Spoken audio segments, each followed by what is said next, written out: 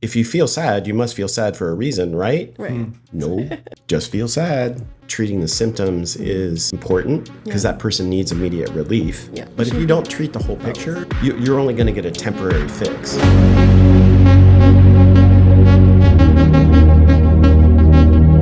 This is the Atomic Souls Podcast. We talk about that point you made last podcast all the time. We do. I quote you a lot. Oh, Jesus. Welcome back to the Atomic Souls Podcast. It's great to be here. So hopefully I can live up. Yeah.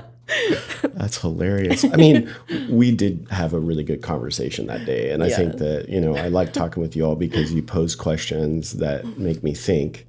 But also it's like a space where it's fine to be a little bit absurd and see where that goes. Yeah. Our society, we don't get that very often. Yeah. We need that on a shirt.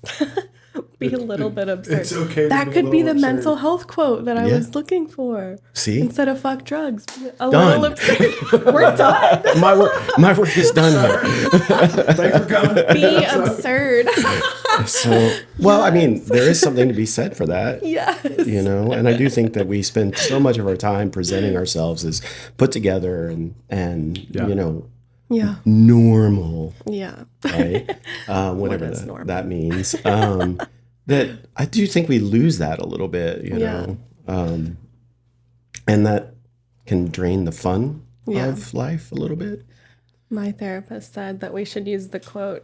She said that they talk about this a lot. Her business partner and her is keep Austin a little less weird. Mm-hmm. Why did she say it that way? Because the mental health side of things. Gotcha. Like, be weird, but like a little less weird. A little less weird. We had a mental health incident at dinner last night. Oh my gosh, yeah. Really? We're eating dinner downtown at like a nice like Fogo de Chao. Oh yeah, I know. Pretty Yeah. nice. Yeah. And this homeless lady walks in and starts like asking people for money and then tries to steal the Gucci purse next to us. Yeah. Wow. They had to like manhandle her out of the restaurant. Yeah. Interesting. Yeah, the table next to us was like some very fancy folks. Mm-hmm. And they had like one of the stands with all the purses on it. Yeah. So, I mean, Which is convenient, but also convenient for the homeless lady. but you literally reached out and grabbed, A tree of money. a tree. Literally. Yeah, it was wild. Well, so they got kind her of out. pushed her out and everything. Did everybody just kind of? Everyone's pretty shook up. I'm used to kind of stuff like that. So I just like grabbed my phone and my purse and walked over to behind Mike and was like, I'm gonna get out this situation. But everyone else was just like shocked and just sitting there. And I just kept eating. Mike just kept eating. I grabbed my knife and I was just sitting there like this. Nice, I was like, I paid good money for this meal. nice, and I'm going to enjoy it. Yeah. They comped, I think, that group's entire meal, which They was did. really nice. They did it. They interesting. went. They've Gave been us over multiple backwards to make it desserts. right. Yeah, for they felt everybody. really bad. Well, that's a story that you don't want being told, right? Right. Oh yeah. Sorry. Even though you're going to put it on the great. internet now, but no, I mean you don't made it right. want that story in terms of like. Yeah. I went to dinner last night, and you're not going to believe this Right. shit. So. I've told everyone I know. Well, but- there was a couple of parties that were going on at that time. Yeah. And I told Rachel I didn't see her interaction with anybody else. I just saw her when she started walking to like my field of view. I was watching her from Yeah. the moment she came in because I'm attuned I thought to that she was with the party that was sitting next to us. Because they were cutting up and stuff. It was like a bunch. birthday party, having a good time. Oh yeah. And I couldn't tell that she was homeless until she started taking everybody's stuff. And I was like, oh, that's not good. I think, maybe like working downtown, I'm very attuned to the homeless look.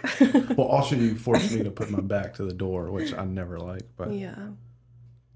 True. Well, I think doing what you do, like I'm curious about that sensitivity. Yeah. Is that sensitivity something that you feel because of familiarity, or is that something that we were talking about being Catholic a while ago, Yeah.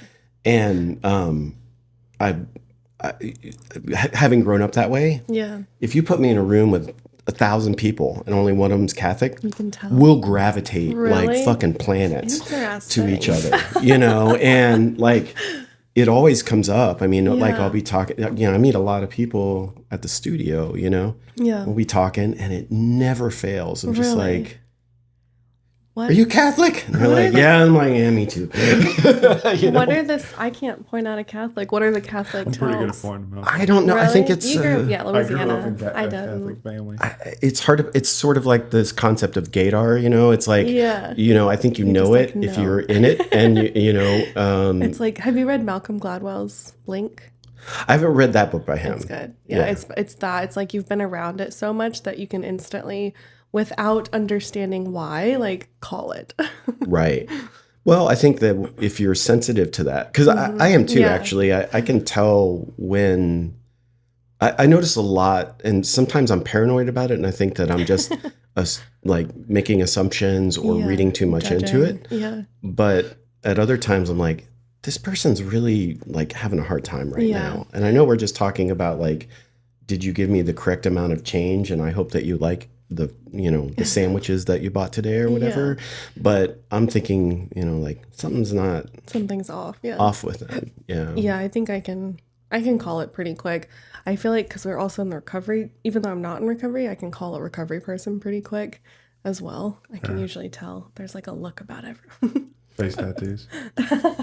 Face tats, tattoos in general. Is that the giveaway now? But yeah, I don't know.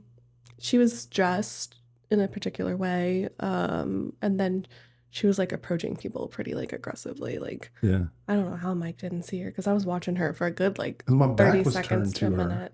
Yeah, Yeah. I was literally just out. she out was on to my the field of side view. of us. And that's when I saw her. I thought she was walking to that table for that party. That's You what I just like said. dismissed her, but I didn't. I kept watching her because then she walked up to me, and that's when I grabbed my stuff. and was like, nope. Interesting. Maybe that's a personal space thing too. For me,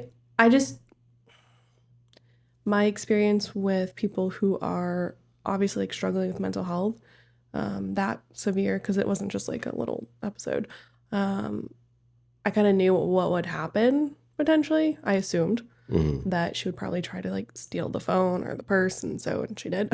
Yeah. So I just took myself out of that situation. I was kind of ahead of the game, knowing, being around and hearing all the stories I hear from all the people we see, and years working in the psych ward as well. Like all right, I can kind of guess, pretty good educated guess on what she's going to try to do next.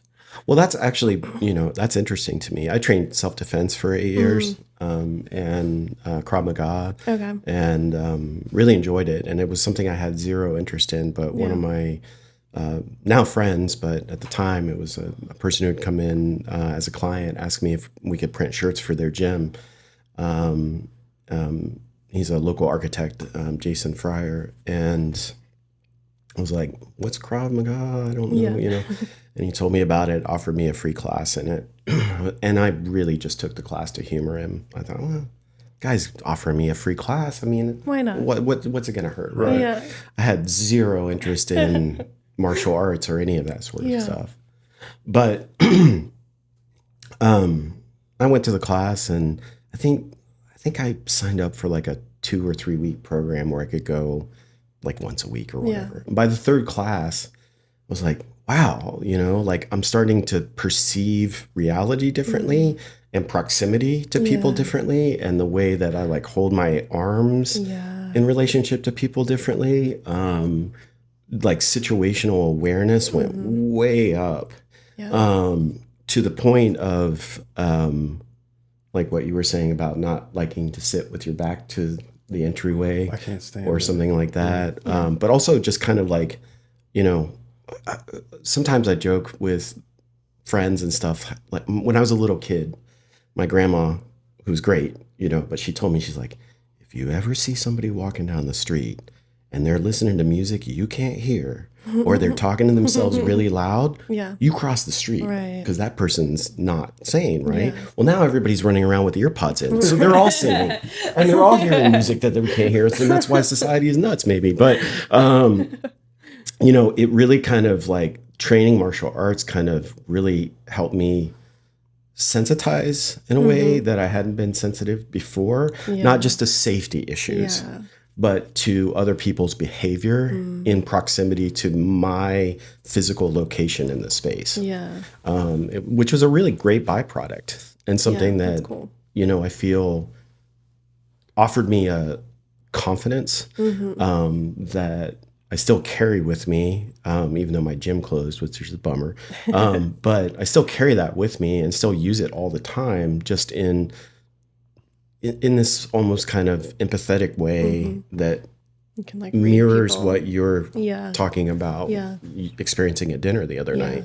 I'm thinking of, because I do have training in like nonviolent crisis intervention. And so a lot of that just like read the room and like get out the way. And there were like certain like moves that they taught us that was kind of self-defense. Like the funniest one is if someone bites you, you rub right here. You press and rub right here and it like releases the jaw.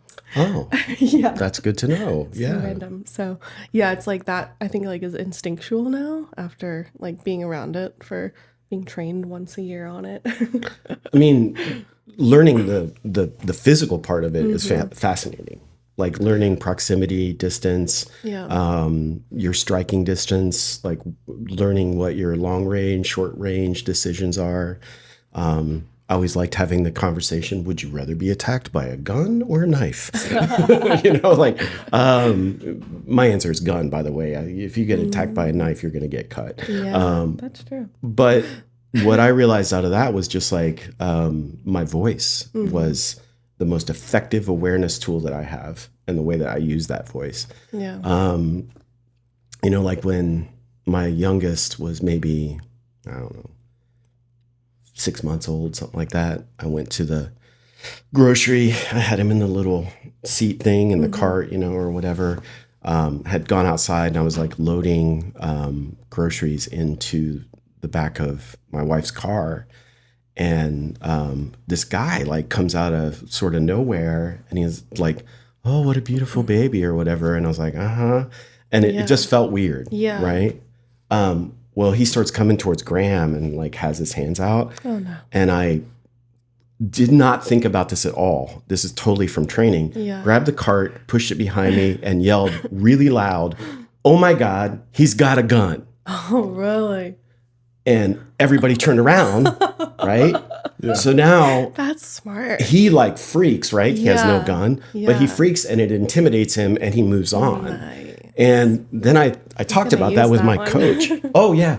Well, Well, I'm constantly like worried about Harley. Harley's cute. And I'm like, someone's gonna take her. Like, I'm always like, can I hold you? Like, I'd rather be sore from carrying her around the store Yep. than like someone takes That's why I her. don't ever want y'all going to the store. well, I get it, and I talked about that with Jason, my coach, and I was like, where the fuck did that come from, and Yeah. everything. And I know that it came from training. Yeah.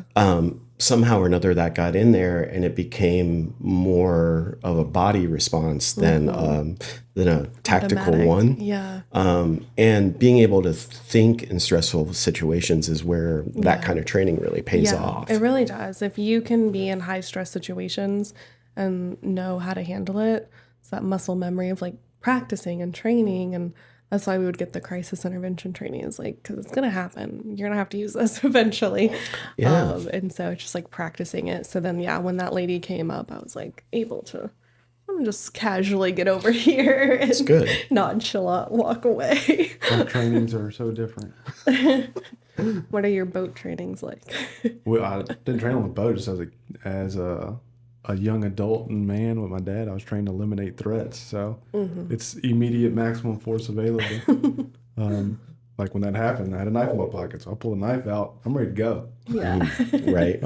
Yeah, there was another guy that was like getting up to like help the manager manhandle her out. Yeah. But we constantly talk about, like, I always tell Rachel, you should be carrying at all times. Because, I mean, this might sound a little rough, but my life's more important than everybody else's. And that's the way I feel about my family. Your life's more important than all of theirs. Yeah. We talked about it in couples counseling one time. Because I forgot how the conversation came up, but he's like, how far would you go to protect your family? I said, I would burn the whole world to the ground to protect my family. And that's just the way I was raised. You eliminate all threats and maximum force available at all times. Yes. But you also have to consider like my perspective is like I am not as large as Mike. And so absolutely. as a woman, I'm more likely to like be safe if I just like get out the way. Well, that or like you said, like cause distraction. use like that. use your voice, use the people around you, get witnesses. Like part of after post analysis of that situation I described to you. So let's say this guy like grabs my son, right? Right. So if I had done nothing, right? I hadn't yelled that, I hadn't, got people to turn around. So let's say he grabs my son and I lunge forward and beat the shit out of him. Yeah. So then what the story is from all the people who are in the parking lot is, I don't know, that 6'3" guy over there that weighs 220 pounds, he was beating the shit out of this little scrawny guy when he turned around. That's a whole different story than, I don't know, that guy said that guy had a gun and then all of a sudden he went for it. And well, now I've got witnesses saying this guy was a threat, right? That's true. So now I didn't think about any of that because it was muscle memory, as you say. But one thing I did really respect about that gym was called Lions Krav Maga. And what I did really respect about my training there was the student population was roughly 50% women and 50% men. Nice. And you trained with everybody. Yeah. And I've been in different training environments that are more male dominated. And sometimes they're a little more, frankly, kind of a meathead kind of situation, in my opinion. I'm a badass, right? Or whatever. That was never very interesting to me. And what I liked about that gym was that, I would punch and train and spar with, women that were 5'2" and 100 pounds, right? And nobody got hurt. I mean, we were training responsibly and stuff. But at the end of the day, like, even if I could be a foil for that woman, right? Because chances are high, if it's a choice between attacking me and you. Yeah, she's more likely to get attacked. Right. And so if she could work with someone of my size and ability and develop techniques and stuff, then I was doing some good there, right? And while I was learning simultaneously. And I love that part about it. I didn't like some of the other gyms that I tried because there was more of this kind of quality of like aggression. Just there to like beat someone up.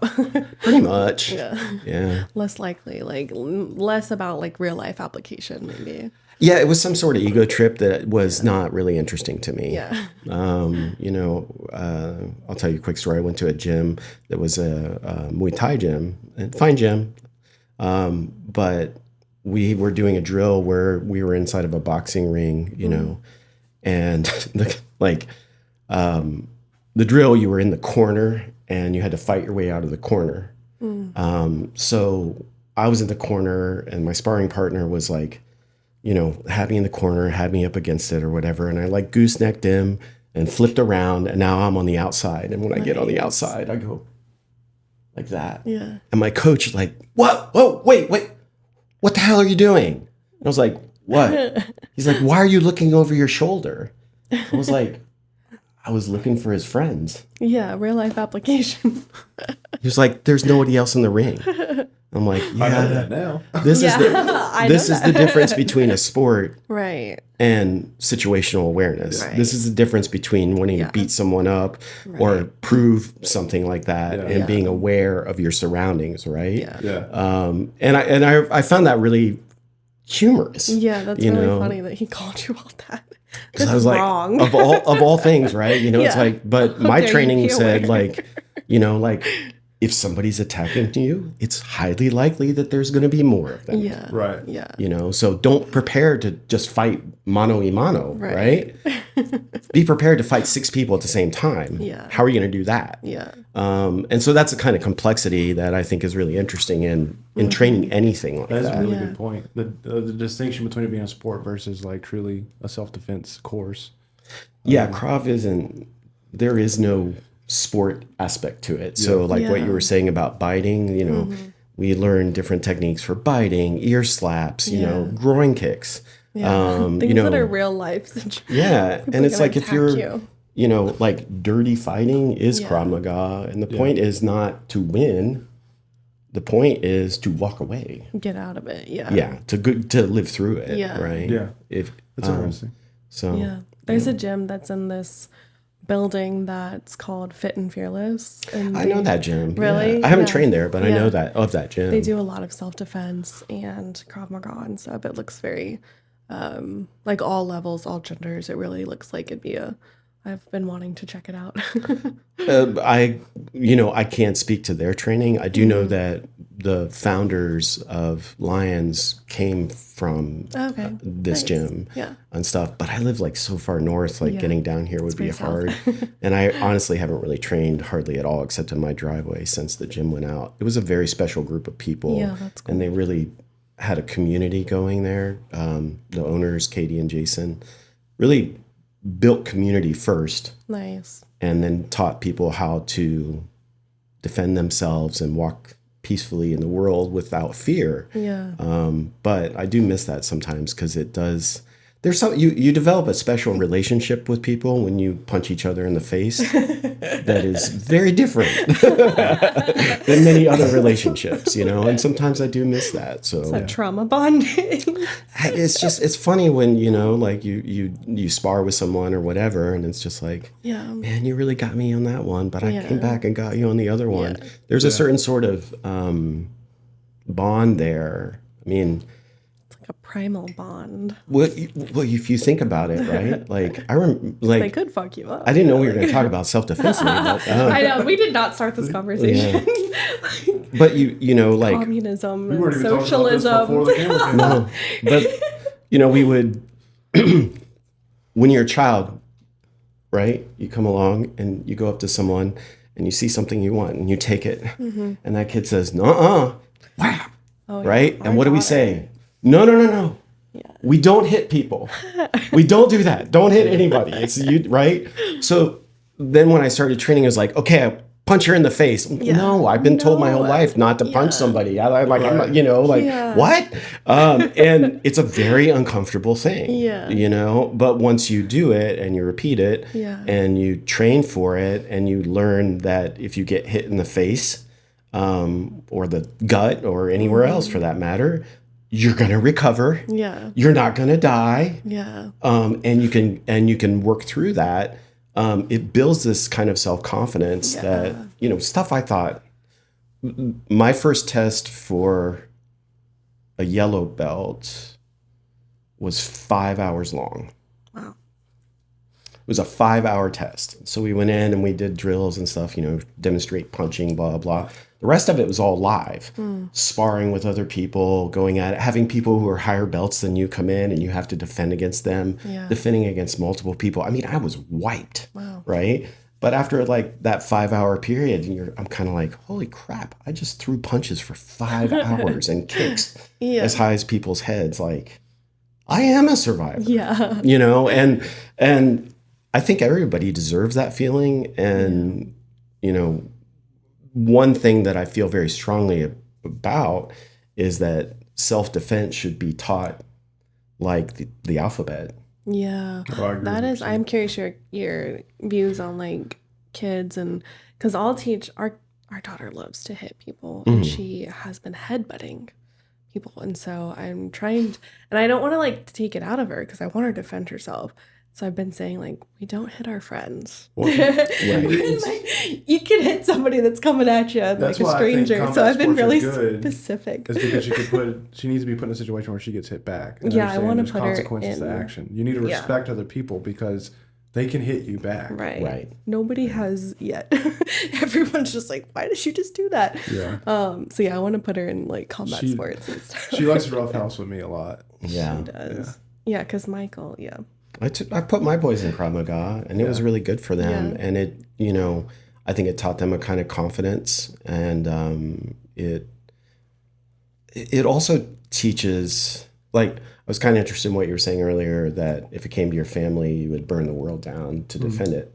I get it, and I respect it, and I'm not disagreeing with it. But the interesting thing about the law and how self-defense works is, really having an understanding of what's appropriate, right? if you pick that coffee cup up and throw it at my head and I turn around and beat you to death, Yeah. that is not an appropriate response, right? Yeah. You know, and just kind of learning, like, we would do these drills with like batons, and you know, they used the analogy of like a green, yellow, red. So green would be like the meaty part of your body, like your thighs, right? Yellow would be like your joints, like your knee, your wrist, your elbow. And red's like if you're going for the kill, like that's a headshot, right? Jeez. So if somebody would strike you with a stick and you take it away from them and you're going to respond by striking them back, you had to gauge the level of threat. So like, are you going to hit them in a meaty part of their body where you're not going to really incapacitate them? Are you going to hit them and break their ankle or their knee or their elbow so that they can't fight anymore? Or do you really need to respond by bashing their skull in? And that teaches you this kind of interesting, in the thick of it, appropriateness of the level of stress response and the level of aggression you need to have. Do you think that that's a decision that can be made in the thick of it? Because I do now. Once you're trained in it, is what he's saying. I didn't think it. Well, honestly, I didn't think about it at all until I started taking those classes. But yes, I do. I think that if you train for stress, and the long and the short of it is, if you don't train, you're going to freeze. And if you freeze, you're going to die probably. Or do your natural response. Because my natural response is freeze. His would be to like beat the shit out of somebody. Well, that's why I was trained to eliminate threat. The goal isn't for us to walk away, it's for me to walk away. And I still believe that. Just because from my experience, I don't want to guess at what the level of threat is. The threat is a threat. And when the threat is eliminated, that is when my job is finished. And that's why I asked, do you think when you're in the thick of it that you can really make that distinction of this is X, Y, and Z level of threat? I think you can. I think you can. And I also think you can gauge that based upon, you know, the situation. Right. But I only think you can do that if you train for it. When the pandemic hit and everything, a lot of people were going out and buying firearms and stuff.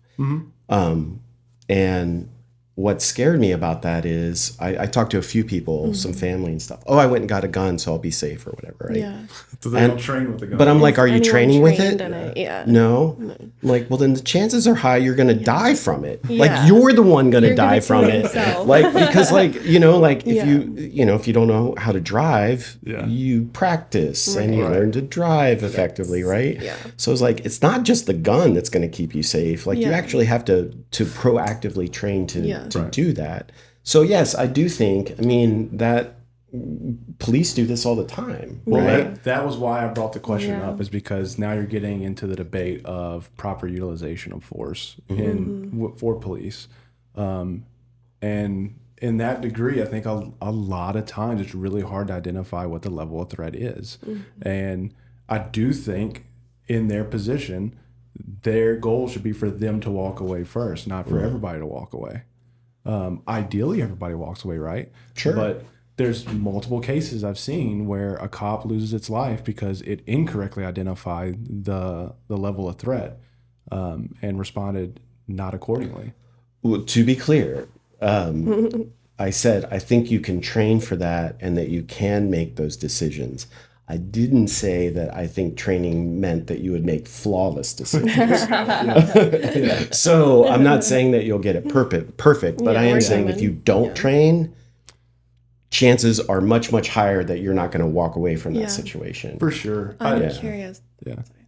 Well, I was thinking when you said with the gun stuff, I have so many friends, because I'm wholeheartedly, I appreciate everybody. I think everybody should have a gun, but I also think everybody should train with a gun. Not have one if you're not trained. I mean, you're talking about a deadly weapon. Same thing with a knife. Like, you shouldn't carry a pocket knife if you've never opened it up, cut anything before. I'm not trained in a knife. Right. I would gut myself. But, back to the concept of like our kid hitting somebody. It's because they never got hit back yet. Well, if you have the threat of gunshot constantly applicable to you doing something to somebody else, you're going to really think hard before you do something to somebody else. Yeah. So I think as society, as we become more lethal independently, our society by default becomes better because we'll have more respect for each other. I don't know really how I feel. I'm not a firearm owner. Yeah. I trained Krav Maga. I'm not saying that keeps me like safe. I'm not saying that I'm, but it keeps me fairly safe. Mm-hmm. And I certainly know situations that I'll remove myself from pretty quickly, and also, if you've got somebody who pulls a gun on you who hasn't trained with it and they're going to use it, because honestly, if somebody wants to kill you, they're going to walk up behind you and shoot you in the head and walk away. Yeah. If they're pulling the gun on you, it means that they want something from you, right? Sure. And that gives you that opportunity to figure out how you're going to defend yourself. Most people, if they haven't trained, they're going to be a shitty shot. Yeah. They're not going to be good. Right. And it depends on the distance. And some of it's counterintuitive, right? Like if somebody pulls a gun on you, you want to get closer to them because if they're 8 feet away, you can't do much. You've got zero chance. But if you have a gun too, then it's less likely that they would have pulled a gun in the first place. Perhaps not. I don't know. Unless they don't know you have it. Yeah. That's the point. I don't know.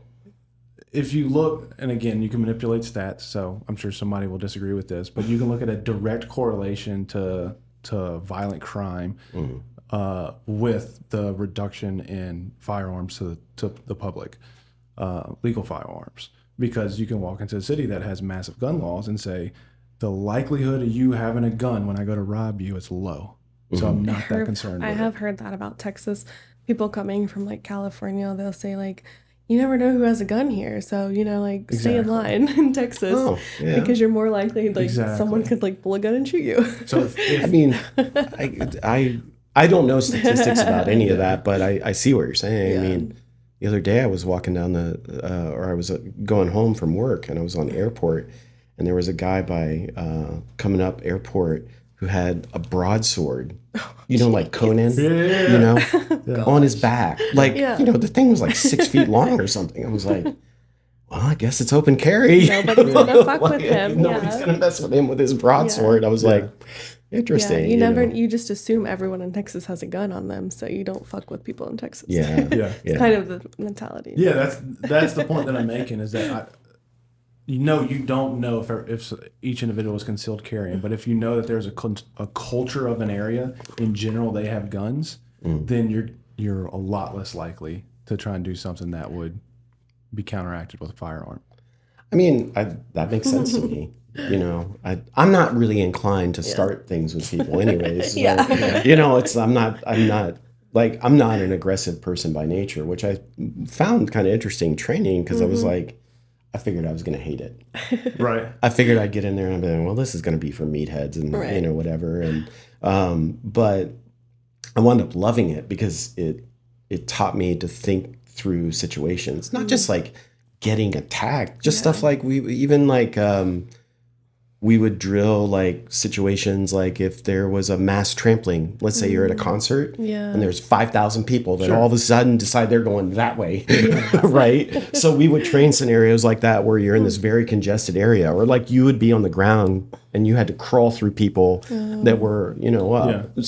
So it wasn't just like violence or mitigating violence. It was also just thinking through like spatial awareness, where you're at, the situation, the people that are around, just being aware. That's the concept of, speak softly but carry a big stick, right? Like the best way to be peaceful is to be capable of great violence. Yeah. Because once again, it is a huge deterrent for anybody to not be peaceful with me if they know I'm capable of great violence. Absolutely. Mm-hmm. I mean, that was one thing that I really did like about the good gyms that I went to. Mm-hmm. If somebody trained well or long and they were really committed to it, they had no interest in getting in a fight whatsoever. Right. Yeah.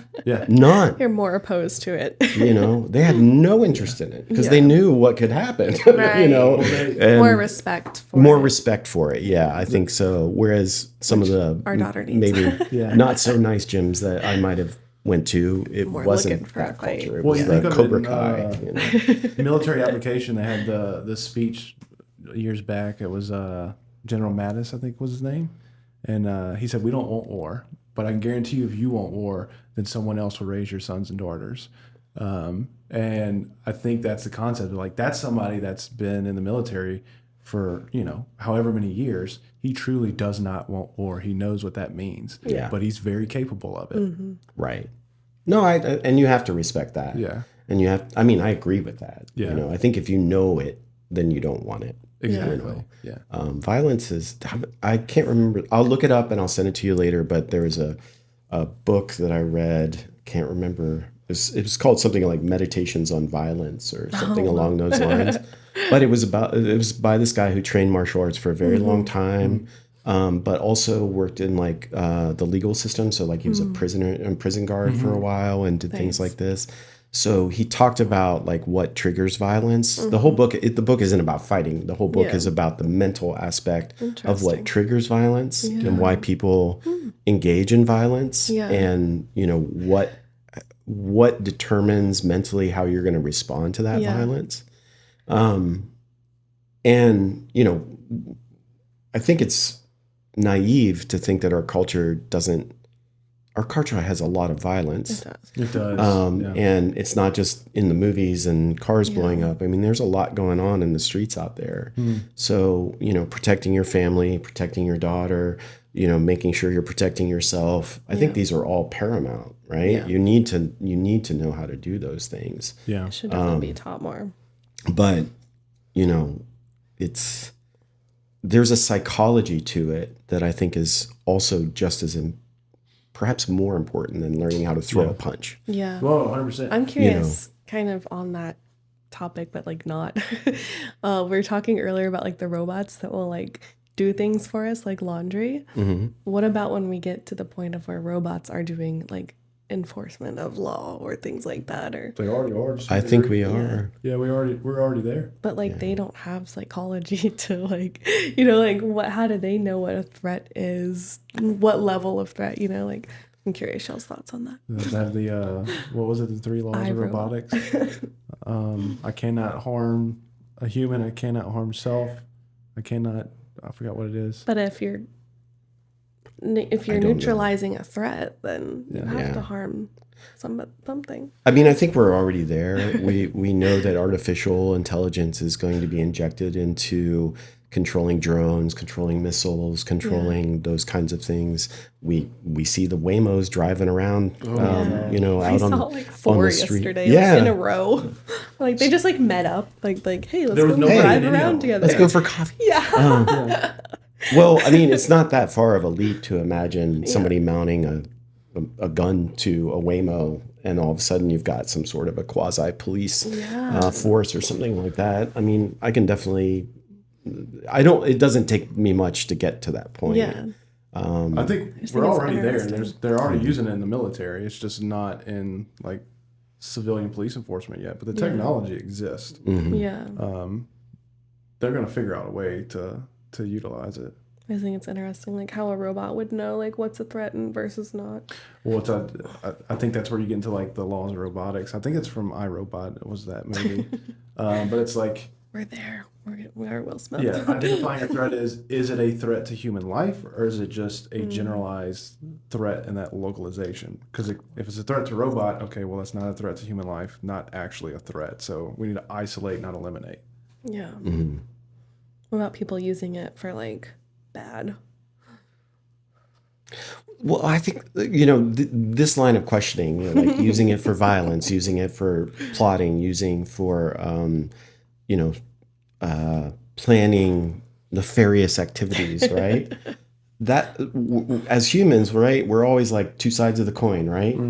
We can use this to solve cancer. Yeah. We can use this to figure out how to rob Fort Knox. Exactly. I'm like people we're using it for like military, but like people opposing us are going to use it to kill us too. Absolutely. I don't know. My tactical thinking and knowledge of defense isn't that developed. I'm not a warrior. I'm not a soldier. Yeah.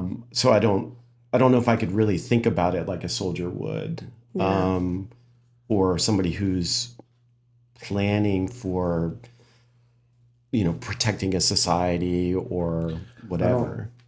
I think that's the concern. The way you phrase that, planning of protecting society, I don't think that's the way government thinks anymore, if they ever did. I think they think of law enforcement in a way to control society, not protect society. It certainly seems to be bearing itself out recently. Well, I think that's why there's so much attack on Second Amendment. And, for the most part, people have no clue. It's like what you said, like, you're not very well versed in firearms and stuff. Well, our government tries to capitalize on that and get people to vote against Second Amendment. They're like, if nobody has guns, then we're all good, right? That's not what the Second Amendment's for. It's not for hunting and for extracurricular activities. The Second Amendment is because tyrannical government, we should have whatever they got to fight them. So we don't have tyranny. Yeah. And the further and further away we get from everybody having guns, the more tyrannical our government seems to get too, because they know you're not going to fight back. I mean, that's certainly the intent. Yeah. Yeah. Absolutely. I mean, I'm not worried about the United States running out of guns at this point. Right. I think we're good. on whether that's law enforcement or civilians, right? Yeah. I think that's the case that when we talk about drones is, like I said, there's military application already. That means our government can do it whenever they want. Like people talk about, rights versus privileges and stuff. Majority of everything is a privilege, not a right, because that quote unquote right is enforced by the government that gave it to you. Yeah. Right. Well, I think that we're going to have to. I mean, we're all confronting these questions right now, right? Because we're being forced to. Yeah. Yeah. And I think we confronted those questions historically through art, right? Fiction, like go back and read iRobot. iRobot. Go back and read Jules Verne. Yeah. Go back and read 20,000 Leagues Under the Sea, and it'll seem like, wow, like at a certain point in time, that was the future, right? Yeah. And I think that is one thing that we can use images and expression is to try to understand this time that we're going through. And I think anybody who is creative is going to figure out how to do that. Like there's no doubt in my mind that if, pick your favorite famous artist, whoever it is, Michelangelo. If Michelangelo were around today, he'd be plugging something into AI to see what it would look like. I guarantee it.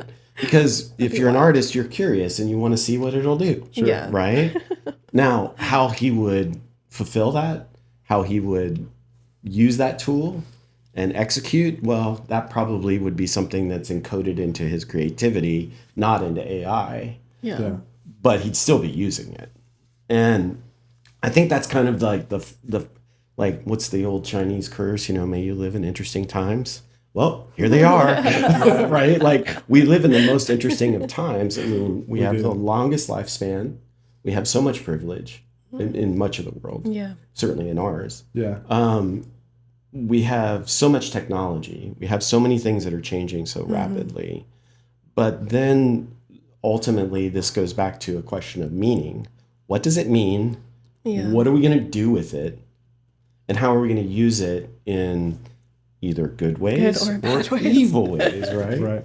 And no one knows that. I mean, I guess we're all in the Strom and Therm of, that's some of what we were talking about earlier is kind of like, how are we defining good and evil now? And then, I had posed the question of if you could change one thing, to right society, what would it be? And you said education.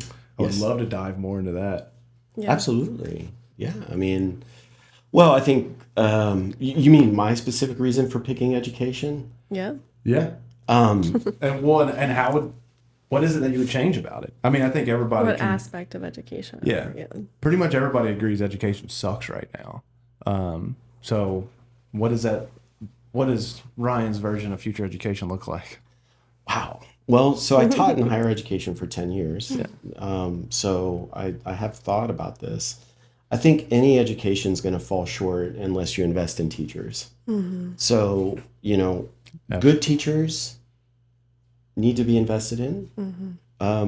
bad teachers will always be with us. It's like, it's like the poor. The poor will always be among us. So will bad teachers. I can cite 2 or 3 bad teachers that I had that taught me a whole lot about who I wanted to be. Yeah. Right. And who I didn't want to be even more so. Right.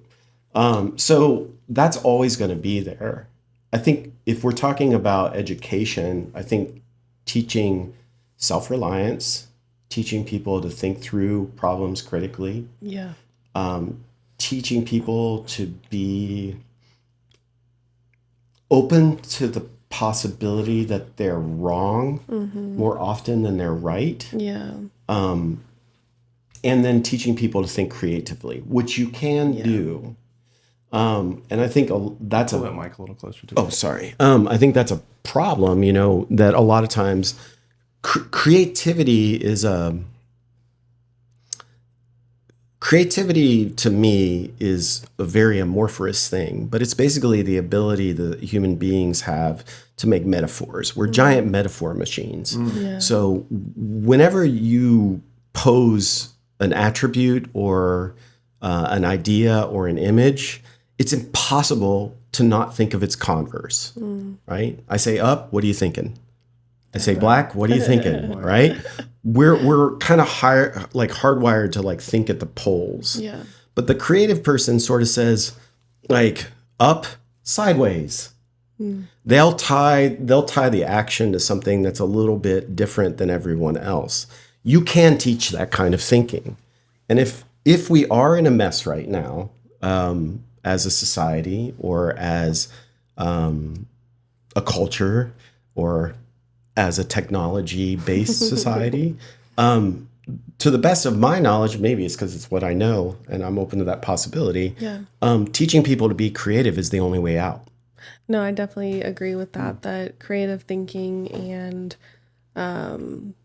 just thinking in general is going to the wayside and not being taught. Critical thought is being shunned in school and education. Yeah. Just conform. And what's the right answer? Critical thought, I think, would be the creative thinking. Yeah. That's what the question I was thinking. It can be, or it can also be absurd thinking.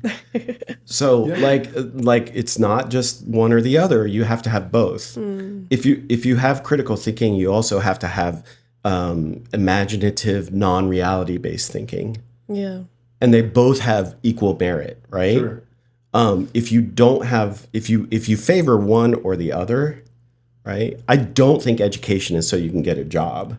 Yeah. And I never really did, even when I taught university, especially in the art college. Yeah. But even now with technology, education can't be because you can get a job because we don't know what jobs are going to exist. They're getting eliminated. Right. They had my buddy Sean West on the boats. He was one of the first captains to train me when I was moving up into the wheelhouse. And he had made a statement once that I really love, and it's exactly what you're saying right now. He said, I don't want to teach you what to think. I want to teach you how to think. And that was so relevant because he always taught me the why of everything, not how to do it. You don't do X, Y, and Z to achieve this.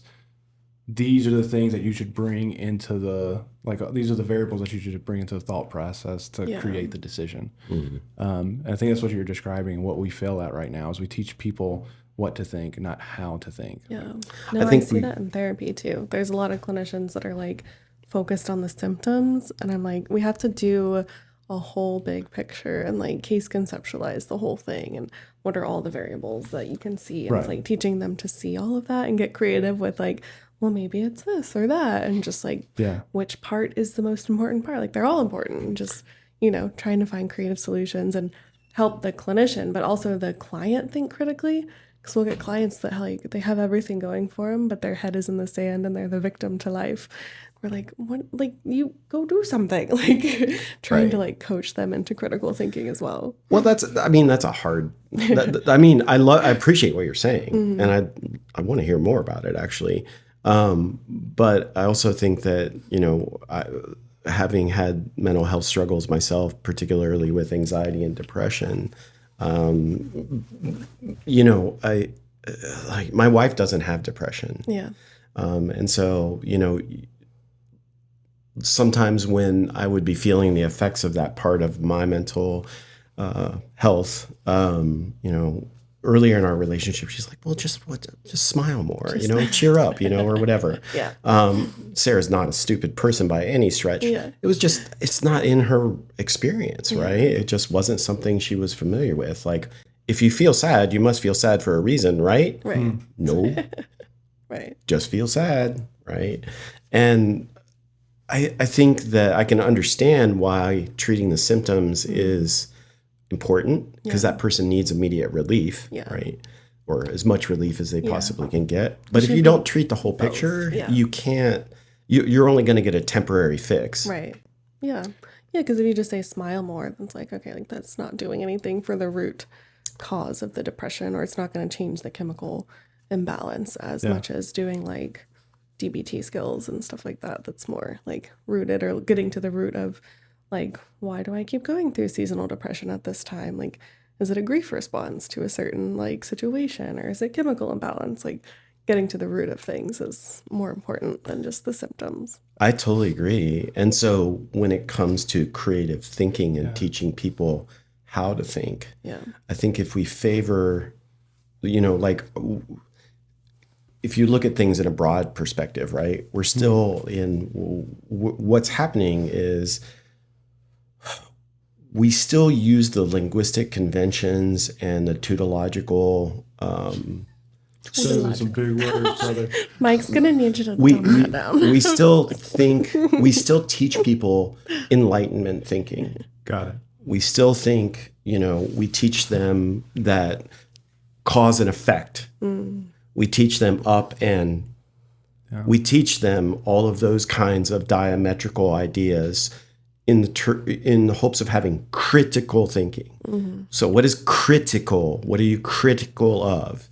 You're critical of what? Believing yourself, believing what other people say is true. You're critical of that. So that kind of Enlightenment vocabulary and attitude towards education that I still think is embedded in the way we educate, it removes absurdity. It removes playfulness. It's more about conformity. Correct. So if you don't have both, you're imbalanced, right? It's like, not enough serotonin or whatever, right? That's where we're at in politics right now, because we have polar opposites of each other. There's nothing in between. And so everybody becomes against each other instead of collaborating in that creative space in the middle. Something you said a second ago that really resonated was, you said that wasn't your wife's experience. Lived experience is something that I've really been coming around to here lately. I hear a lot about it here. I bet. But, the concept of like, something I used to hear people say back in the day, they say, oh, well, I'm living my truth. I'm like, you're a dumbass. The truth is the truth. And the reality is that's not the case. There is a truth, but the perspective can be, a multitude of different things of that truth. The lens that which I see is different than your right. lens. And so there truly is a your truth and a my truth. And I think a great example of this, kind of bringing it back, we were talking about Catholicism earlier, but in the Gospels, Matthew, Mark, Luke, John, they're all telling the same story. The truth is Jesus was the dude that was there. But those books have differences of opinion on them. They tell that story 4 different ways. And they all are telling their truth. And none of them are wrong, but they're different. And I think that's something that a lot of times we just don't take into consideration. And I think it's a very liberal concept, and that's why it was hard for me to get behind, because I'm a very conservative guy, right? The truth is the truth. I'm like, truth's the fucking truth. There's nothing to debate here. But there is. There's that personalized perspective. Well, like that lived experience. So here's what I would say to think about there. So how do you know how does one know if someone has lived a good life? What is the prerequisite for living a good life? It depends on the person. Their view of that good. Can you have lived a good life at 10? Yeah. Yep. If you died at 11. If you died at 11. And what if you're 20? Yeah, you died at 21. So the prerequisite and the answer to that is, to know if you've lived a good life, you must do one thing. You must die. I saw this person asking a question, it was like, hey, if I offer you $10 million, would you take it? But if I told you if you died tomorrow, would you still take it? Mm-hmm. And everyone said no. Right. Well, that's an interesting thing there. Every 100% said no. Yeah. There's not one person who was like, well, I'm going to go out in a blaze of glory. Not in that video, at least, but maybe. I'm curious about that, but It's just like death. Yeah. Yeah. Well, puts things into perspective. There was a guy on Diary of a CEO I was watching, and kind of the same thing. They were talking about the value of youth. And he said, okay, perfect example of this. He said, you and Warren Buffett can trade bank accounts, but you also trade age. Would you take it? And the guy's like 34, 35 years old. He's like, oh, no way. He's like, okay, well, one of the richest people in the world and still has, massive cash flow.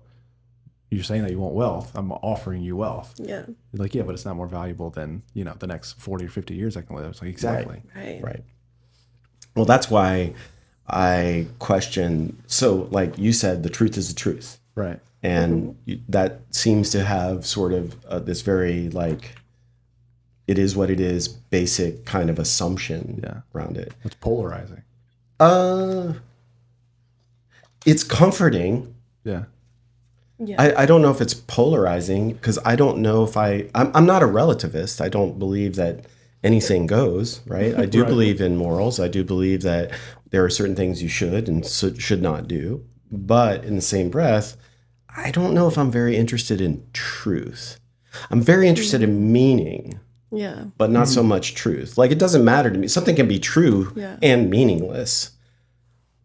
But if something is meaningful and false, you can still get a lot out of it, right? So meaning has always been more interesting to me than definitive meaning. Meaning, ergo, like what something means and how it's interpreted and how that's processed and used for activities is more important than knowing it's the right one to me personally. Because if something's not working for me, well, get rid of it. It's the old the marriage saying, you can either be right or you can be happy. Right. That's a good one. Yeah. Mr. Ultimate Truth over there likes to be right. Well, and then some truths are just truths. That's definitely something that I don't know, I've been contemplating a lot is, just using the verbiage of truth. Like, truth isn't the truth for everybody. And that's what I was talking about, morality and stuff. It's really hard to have a society without some type of external metric of morality, because then there's debate on what's your interpretation of morality. I think we live in a culture whereby, constitutionally we've sort of acknowledged that people can believe what they want to believe. But does anybody know a lawyer? Because I think a lawyer would be really good in this conversation. Really? We'll have to get Trey. I want to get Trey on. We have a lawyer buddy that we're trying to get on. I'm going to text him today. I think a lawyer would really enjoy this conversation. Probably, I don't know if I'd understand much of what the lawyer has to say about it, but I do think that the law is a code of morality that can be enforced and can be enforced regardless of belief. Yeah. Like, you can believe it's okay to murder people. Right. You can have that belief all you want, right? Many people have beliefs that it's okay to do certain things that are morally reprehensible, a la Jeffrey Epstein, right? Yeah. But the law is the line that says, no. Right. I don't care what you believe. We're not crossing this threshold. Yeah. But I think because of a lot of things, technology, our ability to share, our ability to sit down and record these thoughts and put them on the internet, and then all these people can go like, what absurdities. Yes, what were these, because of that, we've mistaken belief, right, for morality, and they're not the same thing. Yeah. They're not the same thing. One's belief can be immoral or moral. Yeah. Right? I don't even personally care for the word moral. I'm more interested in the word ethical. Well, I think maybe we're having some some bleed over of terminology, because I do think there's a distinct separation of church and state, right? And I would put church as like the morality, so just religion in general. That's where you get moral code, but then you have like the code of law, and so that would be more ethics. The more like ethics. It's like kind of similar concepts. And I do think those things should be segmented, because I think you should be free to believe what you believe, and I'm free to believe what I believe. But as a society, we have to have an external guideline saying this is where the line's at. I agree with that. Yeah. And I think people are going to believe what they want to anyways. You can't legislate it, right? Yeah. Like people are going to, even if, now you may set up a condition where they don't feel that they can share it with you, but that doesn't mean that they're not going to believe it. Right. Yeah. But I think, what is so interesting about going back to where this all started about creativity is like what you can explore. So, there are certain things that I wouldn't have no interest in ever doing. So let's just go for an easy one. I have no interest in murdering someone. None whatsoever. That's great. Right? I can only imagine worst case scenarios where I might have to do that. Yeah. And none of them really seem good. Yeah. And nor does it seem like anything that I could ever fully process and live with myself over. But creatively, I can write, draw, paint, make music. I can talk all day long about murdering someone. This is why, like in country music, you have so many murder ballads, right? It's not that those people were out there like raping and pillaging and murdering people that pissed them off, right? They had to have that outlet. They had to have that creative outlet to express that really dark. You're making me think of Whiskey Lullaby. It's one of my favorite songs by Brad Paisley. Okay. And it's about depression. The song's literally talking about him shooting himself in the head. Obviously, he did not do that. Right. But he's, Visualizing visualizing creatively. that. I think it was written about a friend that actually did commit suicide. Oh, but man. That's heavy. one of my favorite songs ever written. And it's super sad and sappy. And Well,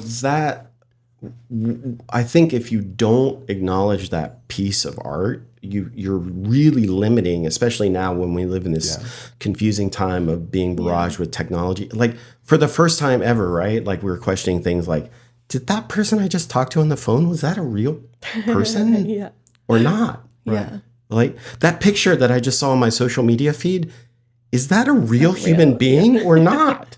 Like we've never really had to ask that question before, right? At least not in this way. Yeah. So I think creativity offers us a release from that doesn't need to be encapsulated in truth. It doesn't need to be encapsulated in practicality. Yeah. Like art or creativity, or if you want to use capital A art, whatever, is the last place that you can be truly free. Right? If I want to write murder ballads or, have fantasies about all sorts of terrible, terrible things morally, I can still get that out there. And that's like, without having to act on it. Without having to act on it. And I think that there is value in that. And I think that, this is where like the old Tipper Gore kind of stuff, like let's put the label on the thing so that people don't say the nasty word and my kid hears the nasty word and they're going to go out, listen to Ozzy and go out and kill someone, right? No, Ozzy wasn't advocating going out and murdering people, right? His satanic bent was a vehicle of creativity that let those dark thoughts that are part of being a human have a vocalization without a true impact. So that creates another question for me. Real big gamer. And I know back in the day, like when Call of Duty and stuff was first coming on the scene, people were talking about how that was going to be horrible because they were normalizing murder. GTA. And like GTA and stuff. And obviously I was against it. But now I look back retrospectively, I'm like, well, I don't know if that was the call, but there's a direct correlation with the increase of school shootings and everything else with those games, normalizing using being a gun. mass produced and consumed. Yeah. So we know that because of video games. I can't identify causation, but there is absolutely correlation. Okay, gotcha. And so I'm curious your thoughts on that. Do you think that there is any truth to having that type of exposure to an art and it normalizing activity? Not really. I don't really. I mean, Ozzy's a very good example of this, right? Right. I love Black Sabbath. I affirm to you, I am not a devil worshiper, right? Don't have any interest in that, right? But I think it depends on, because you have a really like set identity, but I think really, like, it doesn't feel that way in here. you seem to have like things you identify with that would hinder you from engaging in like satanic culture. We'll just go with that because that's what you said. But if you didn't have those like barriers, like would you engage? Like, because I think what I'm hearing from Mike is like young people, the more influential, like children and stuff, like if that's normalized to go like do GTA things, then are they gonna that's what they think is normal, so they go do it? Or if like they're listening to like the satanic, like, oh, that's normal, I'm gonna go engage in it. But it seems like you had like other people or like groups guiding you in moral structure. And I'm just curious from a psychological, I do think it does influence people to an extent, because we'll see clients here where it's like the music they listen to heavily influences their behavior. I listen to the same music and it doesn't influence my behavior. I mean, I see what you're saying and I hear what you're saying. Do I think that, I mean, I don't want to sound like a dick. I'm playing devil's advocate here too because I love playing Call of Duty. I love playing. I mean, I think Rockstar is one of the best video game developers that has ever existed. Their games are amazing. I just watched like a 3-hour documentary on them and Blizzard, two of my favorite studios.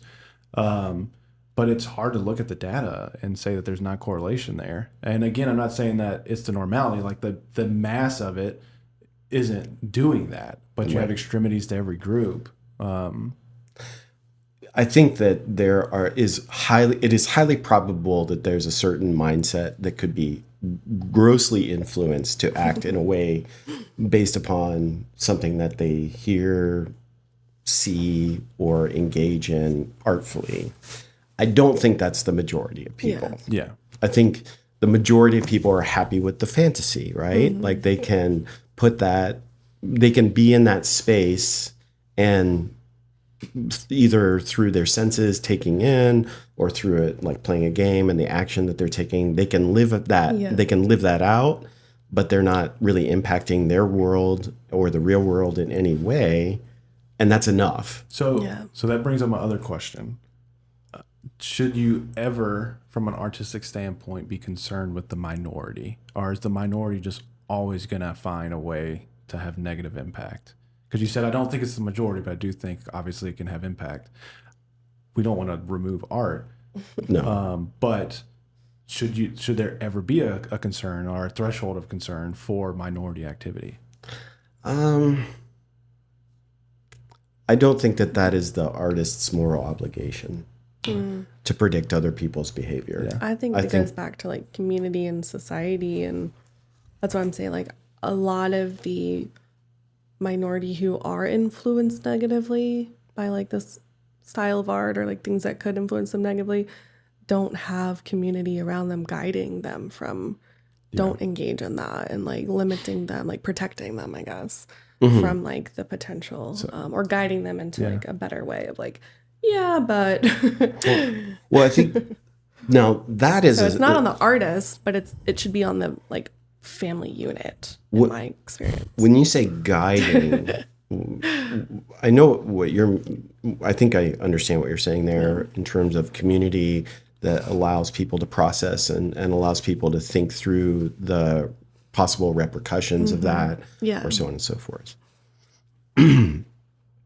But I think you could look at that another way, which is we're saturated with images, sounds all the time. Yeah.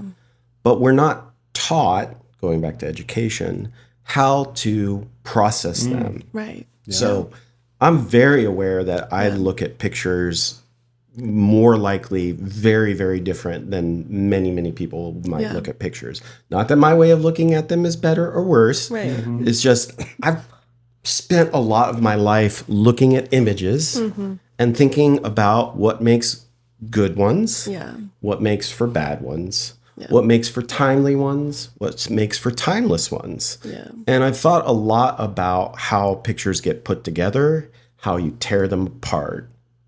So if somebody's showing me a new image that I'm not familiar with, I have a filter to understand that. Right. Because I was trained how to do that. Right.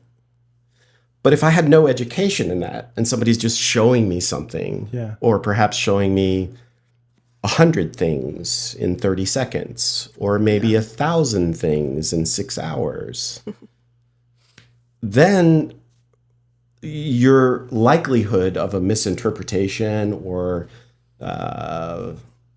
possibly someone acting out on that is going to increase because they don't have a community around them and they don't have the education to understand what they're seeing. Like I see this with my kids sometimes, you know, like they'll be on their iPads or whatever and they do the thing, right? Or even with my family, honestly, you know, I'm a big Sunday dinner person. I love to cook. Nice. So I always make a big Sunday dinner. Come on now. And love it. And, you know, my mother-in-law comes over and, you know, it's great. And, you know, we have friends over, whatever. And that's my thing. And I love doing that. But every once in a while, like afterwards, it's like, oh, okay, let's go watch a movie. Okay. So we'll go in the other room, we sit down and we turn on the TV, a screen. But then about 40 minutes into it, I'll like look around and like everyone is like, Yep. and it's just picture, picture, picture, picture, or video, video, video. The rapid intensification of being exposed to those images without having a guide or a way to understand them. I mean, it's crazy, right? Like you type in dinosaur on YouTube and just let the autoplay go, and before you know it, you're like watching pictures of something insane that has nothing to do with dinosaurs. But you're still there taking it on in. Right. And I know I get hooked in that hole. I've gone down that rabbit hole. Dopamine treadmill. Yeah. That's really frightening to me. And I think that's where education can help, right? Like otherwise we wind up with these tools that are, you know, one person I work with says like about technology sometimes like, I never asked for any of this, right? Like I never asked for this. I never asked for a screen that I could just look at 1,000 images in 20 seconds, right? But you do it though. You do engage Still with do it. it. You do engage Something with I was it. thinking about, because I wholeheartedly agree that we need better education. I wouldn't say more education, just better education. Better, yeah. But also at the same time, you know, education is all about solidifying curriculum and protocol. It's like, how can you solidify something that's moving so freaking fast? Well, you there's foundational elements. You have to have a foundation. Okay. So, I mean, if in any discipline, you know, you have to have a foundation for understanding that. If you want to understand pictures, you start with the basics: composition, color, contrast, tone, these things. You want to understand music, you start with the basics: pitch, right? A key. If you want to understand psychology, you start with the basics, like behaviors, thoughts. So what would you say is like the basic fundamentals of, I don't know, art consumption that we miss? Because I think there is a massive issue in the activity of what we do now, just constantly just consuming, and it's not even art to us anymore. It's just like I said, it's a dopamine treadmill. Like I could scroll through a feed and 5 minutes later, I can't tell you what I looked at. Right. I can, because he sent it to me. Oh, well, that's good. There's a record. There's a record. Archived it on her feed. Well, I mean, first of all, I think realizing that a picture isn't passive. Yeah. Like if you engage in an image and granted, I'm, you know, because of my education and where I come from, I'm a little fixated on stills. So I'm not like.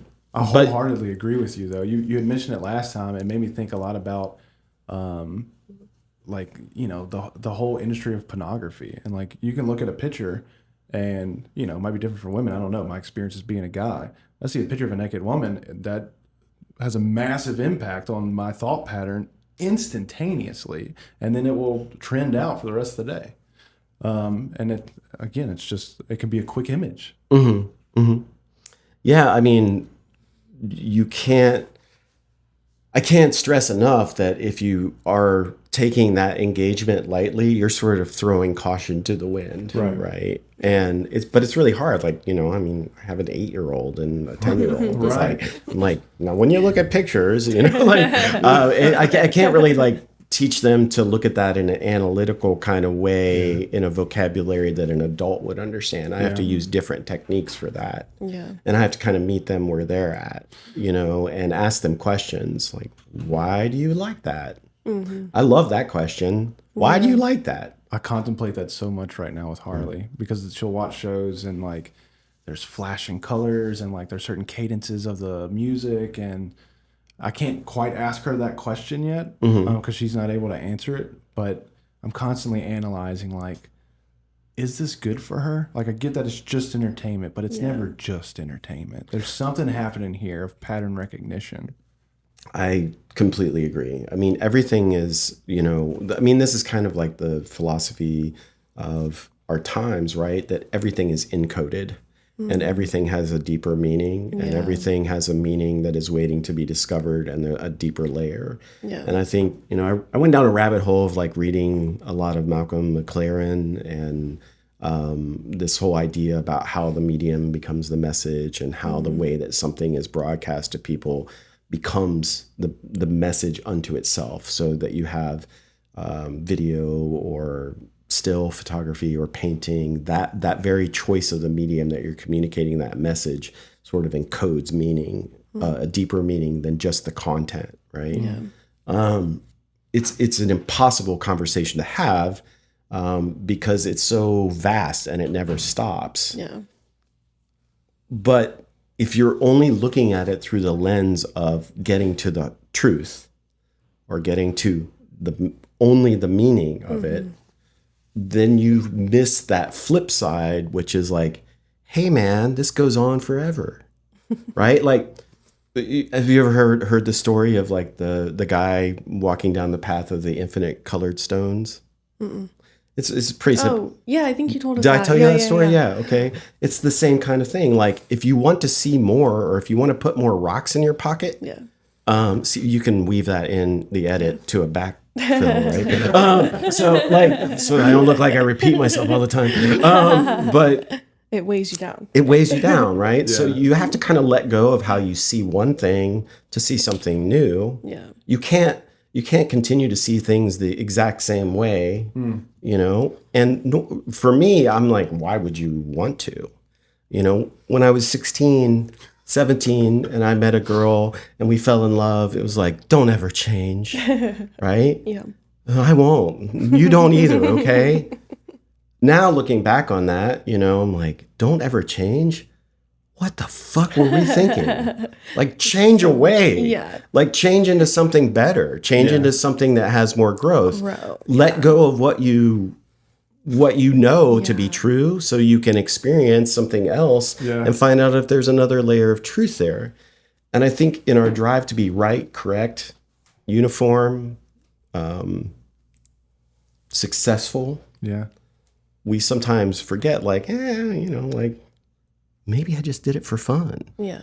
Or maybe it's okay to mess up. Right. We did date night last night, and similar to what you just said, I saw a picture earlier that day on Facebook, and it was like us 11 years ago or something. Oh, God. And I was looking at it and thinking like, oh man, we were so youthful and, good looking and stuff. And then we're sitting there at date night last night, and I'm like, my wife is more beautiful than she's ever been today. Oh, you should have said that to me.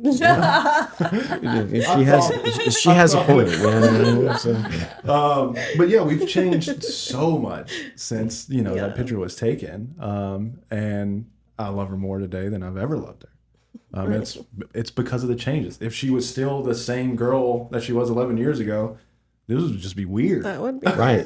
But there are people like that though, because like moving out of a small town, like everyone still there is pretty much very similar to how they were back when we were. It's like, I wonder about that. I grew up in a small town too, and it's like, a friend of mine and I were having a conversation about a guy who stayed in that town, and everything, and the conversation was basically how the guy who stayed is really content and really happy. Interesting. And I'm These like, people are too. It seem to be. I admire that in a way, like, because I know I'm not capable of it. Well, you don't know what you don't know, right? You've been exposed to so much other stuff now. And like for me, earlier you brought the sandwiches and stuff.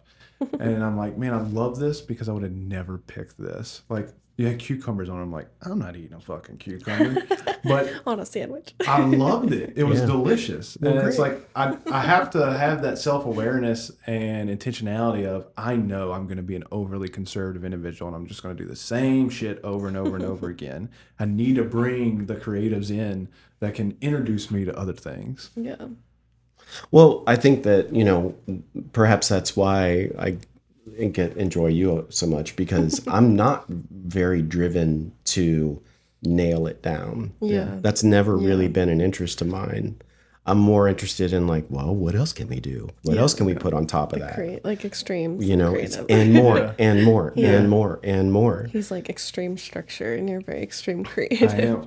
I'm talking about quoting you. The last episode that we did, you had talked about how you have, multiple art pieces that you're working on. Oh, yeah. And some of you have been working on for years. You know how many people have told that story to you since then? No.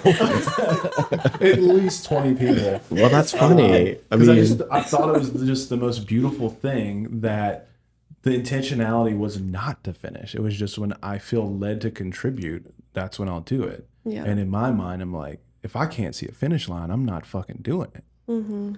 Yeah, that I don't understand it myself. I mean, I do feel that way. Yeah.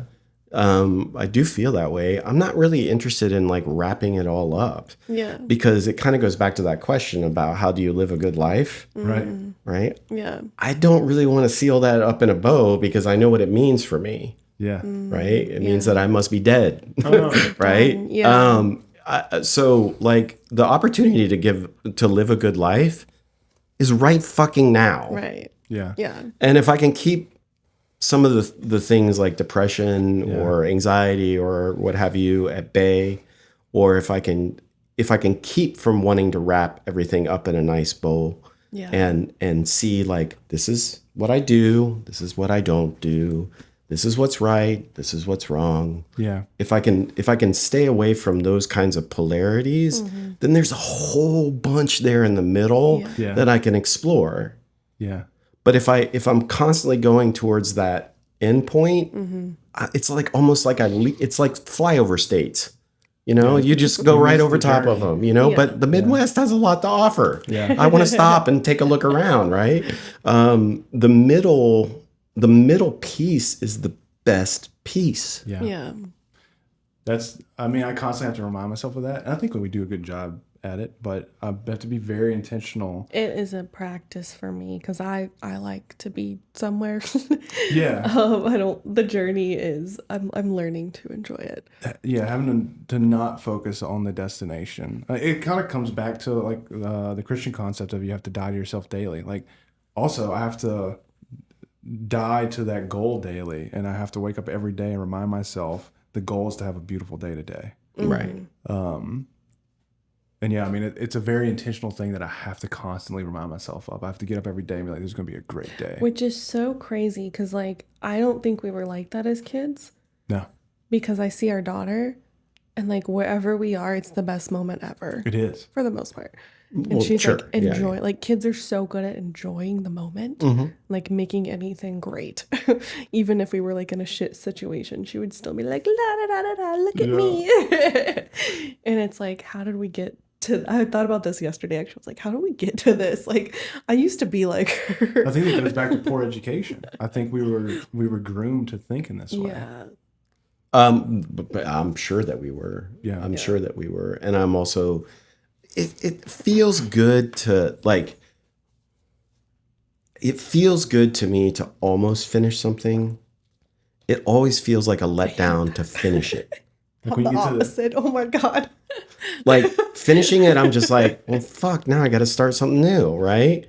Yeah. Whereas like if I can keep that going, you know, it's not that I don't feel accomplished or I don't feel like successful or I don't feel that I can have sort of a marker and take a look and go like, look at where I'm at. Like I can totally do that.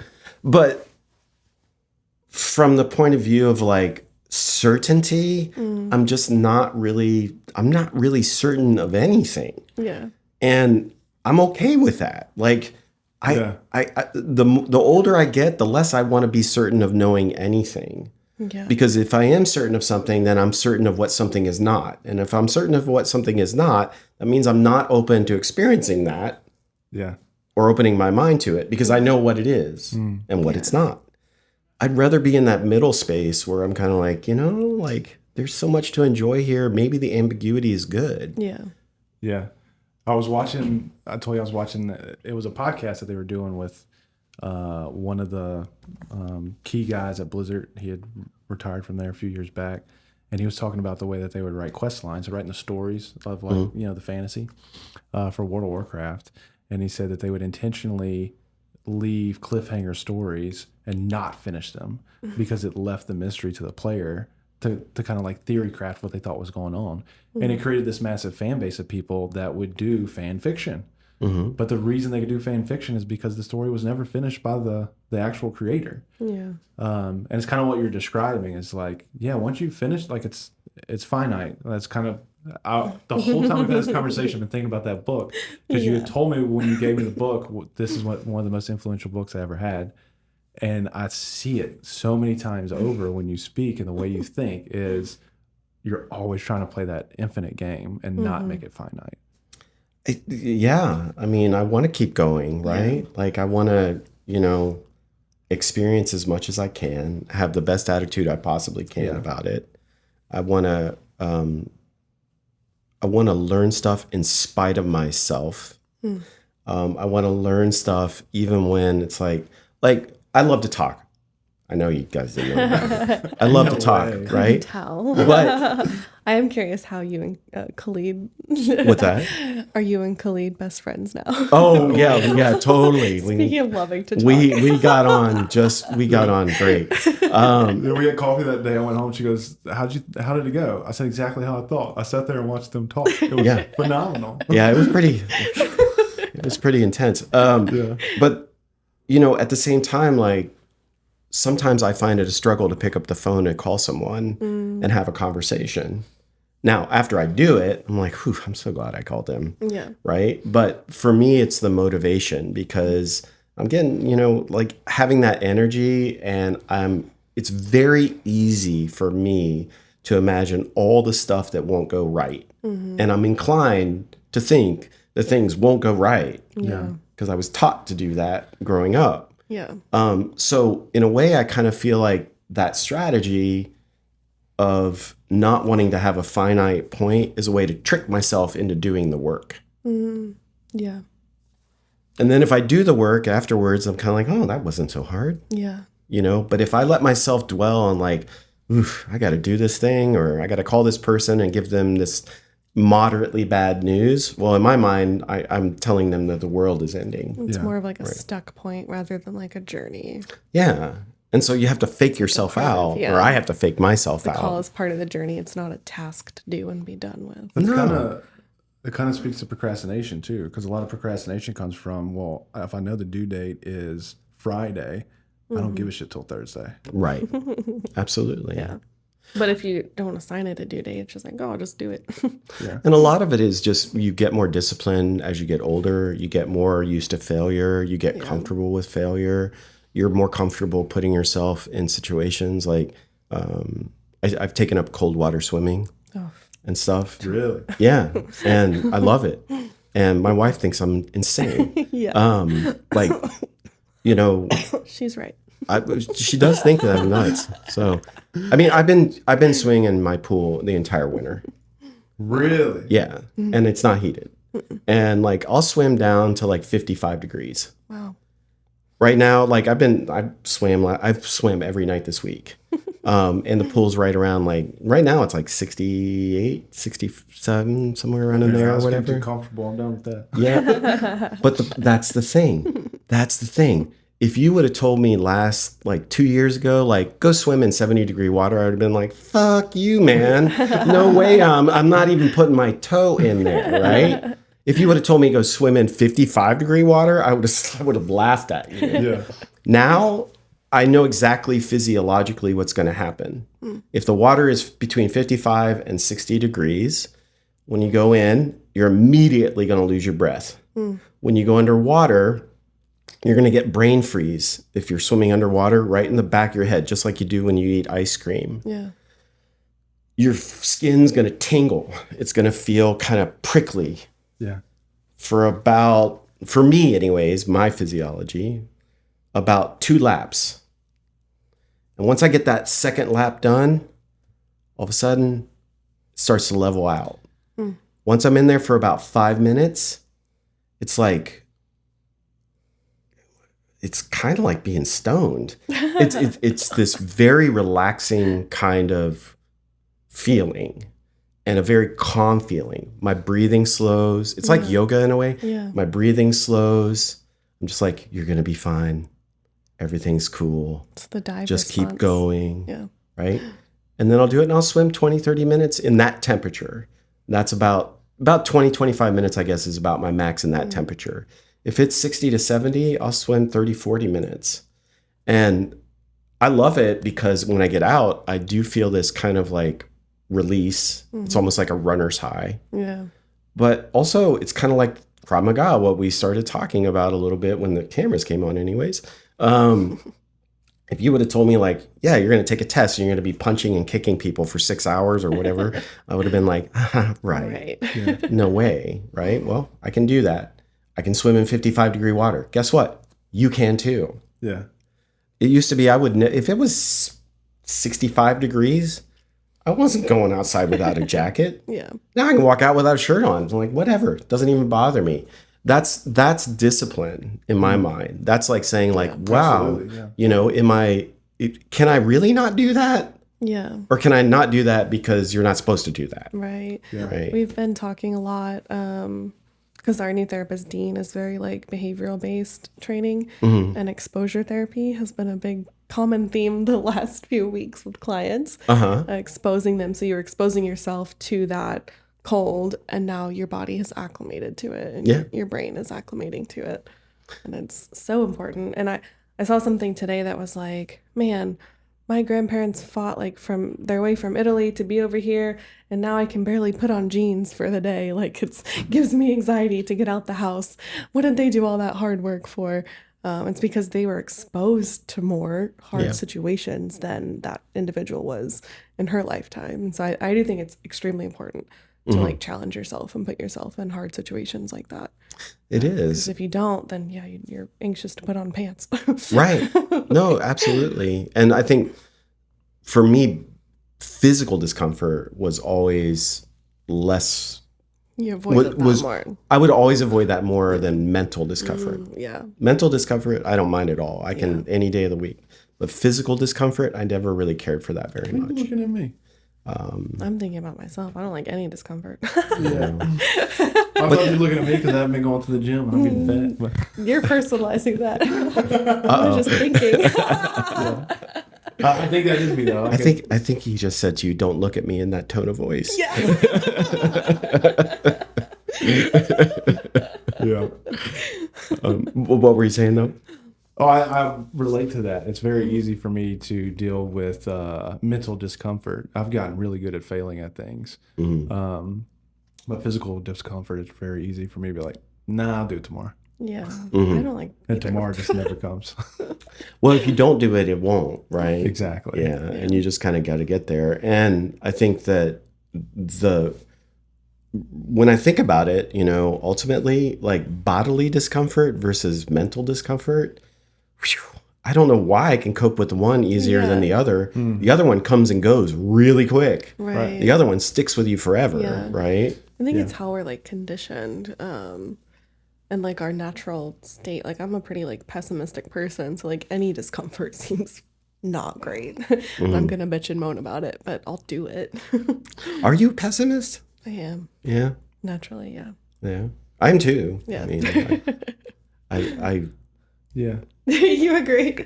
You're a happy pessimist. Like, you're very happy and joyful, but you always immediately assume the worst. My natural state is to grumble and assume the worst. Yeah. Yeah. Which I think is funny because people always want to label me a pessimist, and I'm not. Yeah, we're the opposite. Are you an optimist, rather? I wouldn't say I'm an optimist, but I definitely trend to that side of the spectrum, I guess. I actually just had this discussion in the meeting with Joel and Adam.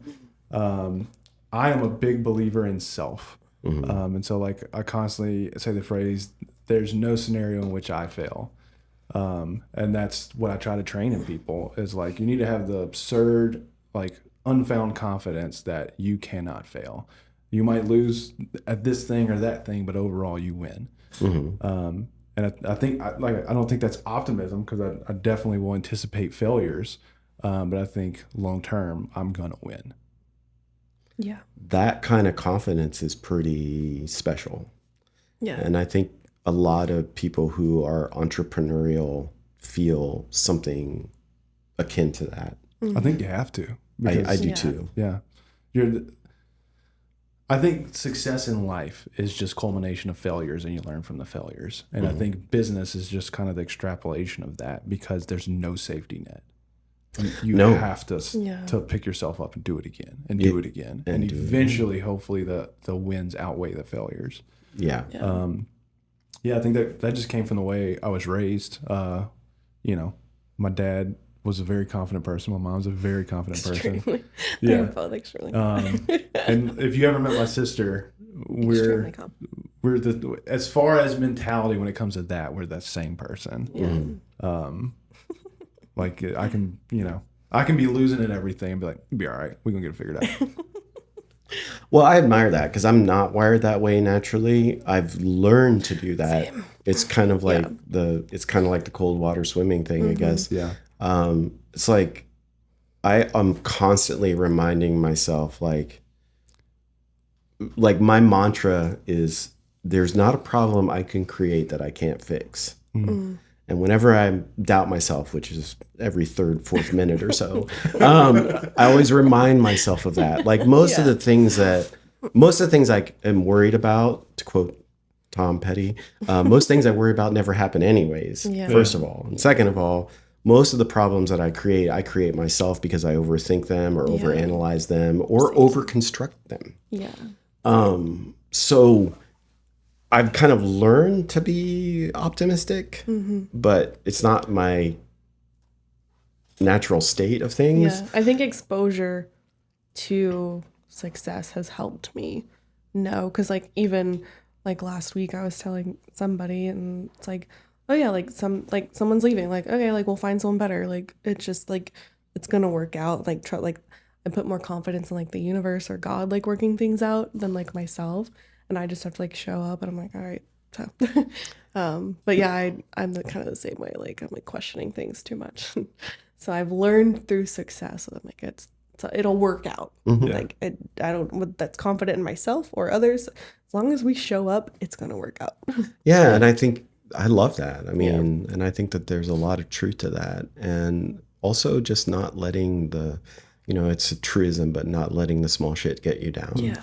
Yeah. Just letting, like, was it like be a duck, like let it roll off your back? Yeah. I think we balance each other out well in that aspect, because the pessimism gives her discernment in things, because I don't worry about anything. Really? I just show up and we do it. He turned his cortisol off. We have a doctor's diagnosis. It's a medical issue. Really? So he has, like, zero stress. Right. So a lot of times she'll have discernment on things, and I can analyze and be like, no, you're just being pessimist. Or like, I think you're right. Yeah. And so it's a good balance there. Or, like, if we've been fucked over and I'm like, about it, and he's just like, whatever. I'm like, it's not whatever. We need to be. She holds resentment. Like, we need to, like, I don't know, acknowledge this hurt. Acknowledge the pain that person. And that is not a medical thing. I've never cared. Like, I mean, we were talking about, martial arts and getting in fights and stuff like that, and having special bonds. Like, some of the worst fights that I've ever get. I used to get in a lot of fights. Really? Stuff. The worst fights I ever got in were with my buddies. Oh, well, okay. I believe that. Yeah, I mean, I got plenty of other fights, but like, I get in a fight with a buddy. We were trying to kill each other. Yeah. And then an hour later, like we're getting burgers and chilling, and like, the conversation you said, like bro, you kind of fucked me up a little bit. Like, yeah, my bad, brother. Yeah. That's love, right? That's interesting. I tend to brood and hold resentment about stuff, but as I've gotten older, less and less and less of that, Yeah, I've definitely gotten better over like the last, I would say 5 years. I've gotten a lot better. Yeah. I think the irony too is especially. I'm extremely competitive, so like I struggle a lot with comparison, and I would say in a lot of cases it's healthy, but the irony is you think that I'd be resentful when people do well, and I'm not resentful at all if somebody screws me or does better than me or anything else. It's a motivator of like, oh, I got to step it up. That's another thing that I find fascinating, because I'm not competitive at all. It's so funny to me. I just don't. It's not a measurement that's ever worked for me. Yeah. Well, you have to have finite games to be. Well, yeah, I guess so. It's like there's the concept of like the runner's time, and this idea of like, you take your time. So you run a mile in 10 minutes, I don't know. And then you do it in 8, and then you do it in 6 or whatever. And then you finally break and you get to that point where you're like, you run your fastest mile and you go to someone and you say, holy shit, I just beat my fastest time. I ran my mile in ... And they're like, cool.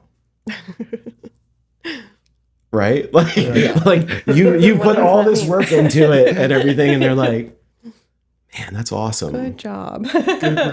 And Gold star. When you do that, enough, you kind of realize like success, satisfaction, competitiveness, those kinds of things.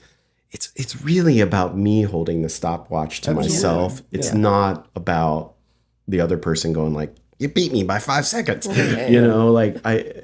it's funny to me because if you like, I'm the head of sales at Kong, right? Yeah. And I'm trying to motivate salespeople. Yeah. And it's so funny because I personally am not motivated by money. Yeah. I don't use that as a measurement. That's not how I think about things. And so it's really funny because I'm like working with salespeople and I'm trying to get them to do more and sell more and all that sort of stuff. But I don't really come at it at the point of view of like sales is measured in numbers, which is the dumbest thing you could possibly say, being like the head of sales, right? And I understand that is kind of odd. But I also feel that it gives me like this edge because I don't think about things in a conventional manner. Yeah.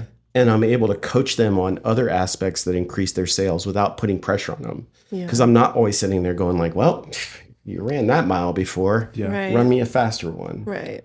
Yeah. Yeah, I think you're right. Like for me, I would say that I'm money motivated. I'm metric motivated. So whatever you tell me the metric is, the score. In business, the score is usually money. That's what motivates me, is I want to have the highest one. And it has nothing to do with externals at all. It's not about the people I'm competing with. I'm competing with myself. I want to be the absolute best that I can possibly be. Yeah. And like I'm disappointed in myself if I'm not. But I heard somebody else talking about sales once. I can't remember what their name was. But they were kind of talking about what you were talking. They said sales has nothing to do with you making money. A good salesperson is being a phenomenal advocate for the client. I am trying to give you solution, not sell you product. Yeah. It's just I agree. Similar to what you're saying. Yeah. I agree with that 100%. Finding ways to help people. That's how I think about it. Yeah. Yeah. I want to find a way to help you do something. And in my particular case, that's using printing and using images and pictures and words in a way to communicate what you want to communicate to other people in a format that is different, right? But yeah, if I had to think about it just in terms of dollars and cents, I don't think I would derive much from it. Yeah. Yeah, well, I had to change the way I thought, and I think that's been a key to success for our businesses. I'm not just saying it was me that thought differently, but our team thinks You're differently. the key to our success. Well, like for ASP, it's a very money centric company. The goal is to make money. But I had to kind of change that format of like, hey, I talk about this a lot with the team. Our goal is the mission. And if we're good at the mission, the money will come. Yeah. And so like at ASP, the mission is to create lead generation at a profitable price point for clients. And so I have that mindset of I'm not here to sell you a product or service. I am here to make you better.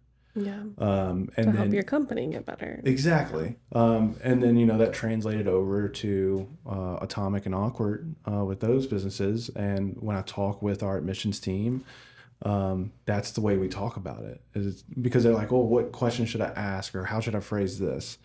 And everything is based off of how are we helping them, not how can we extrapolate more money. Yeah, if you offer quality content or group or support, people are going to come and they're going to spread the word. And it's like your best sales team is like an alumni, or Absolutely. your best client, your happiest client is your best sales team. 100%. Yeah, the best thing you can have is a brand ambassador, somebody that just truly believes and loves what you did for them. Yeah. You'll get no argument from me on that one. I'm a huge Kong ambassador. I'm always every video I'm like Kong. I mean, I love it that's cool. They are really nice cups. The But cups, the shirts, I wear the bag, tote bag. Yeah. I think part of that is just because that desire to help people while you're talking about their problems and being curious about what are you trying to do? What's your goals? Yeah. Where do you want to be with this? What are you trying to do with this? Who's your audience? What are you trying to say to them? What do you want them to feel? How do you want them to behave?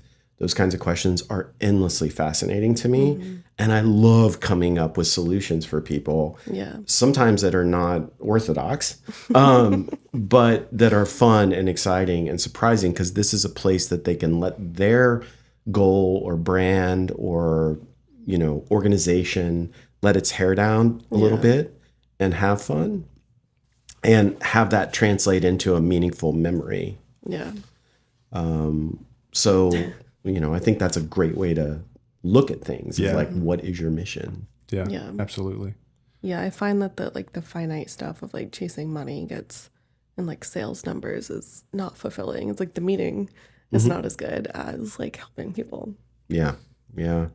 I mean, perhaps this is something that is changing, I think, generationally. Maybe, we were talking a little bit earlier about like what a 5-hour work week looks like versus a 40, or something like that. I think meaning is going to become more and more important as some of these automations take hold, as some of these processes that we don't have to think about become autonomous and work on their own. It's really going to be a matter of like, well, if attainment is easy, if everybody gets the gold star, if everybody can now write a perfect sentence and not have to worry about grammar or whatever, then we can really focus on meaning. Yeah. And I think that's going to be a huge driver. The finite things are being automated. And I do think Gen Z and Gen Alpha are already there. Like you'll see Gen Z like job, like they won't stay at a job for more than like 6 months because they're looking for different meaning, or the goal has moved for them. So it's all about like them and like what makes a meaningful life for them, instead of like just like our parents' generation was just money, money, money, and stack up as much as you can. I think that that's true. And I was talking to somebody the other day about that, and we were talking about whether the idea of meaning for generations, as well as like the way that society is changing, technology is changing, is going to create more of a nomadic mindset with people. I think it is. Yeah. And that's going to continue to grow, so that if your values become less fixed in terms of like culture, or where you plant your, plants, and you're more of a nomadic kind of, you can have a nomadic kind of sense of success. Yeah. It makes things a lot more flexible. Do you think that's a good thing though? I don't know. We're gonna have a one world government. I don't know. I don't know if it's good or not. I just think it might be. Well, you know, when you get to thinking about, you know, meaning. I have another meeting. Oh, is it? Okay. We got to call it? I have to. Yeah. We've been recording for 2 hours. So. Y'all can keep talking. I have to go. Supervise.